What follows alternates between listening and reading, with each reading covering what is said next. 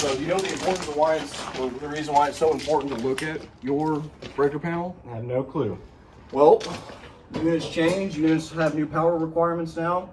So as we upgrade the systems, it's always good to look and inspect and make sure we have the correct breaker size. Your condenser may call for 40 amps, and with 40 amps, if you have a 50 amp breaker, yes, we do put fused disconnect boxes out there, but we always like to make sure that the breaker is the right size.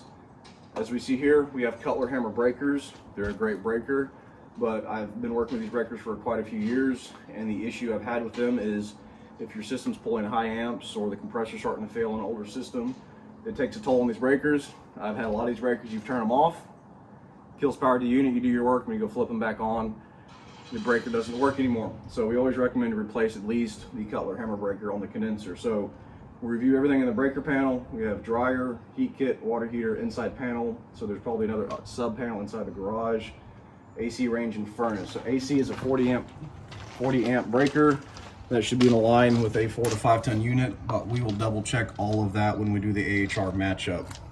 It looks like we may have the furnace and the heat kit mixed up. The heat kit's probably gonna be a 15 kW for the emergency heat kit for 30 amps, and the furnace is 60. So there's a good chance that's got mixed up, but the breakers all look like they're in good condition here. So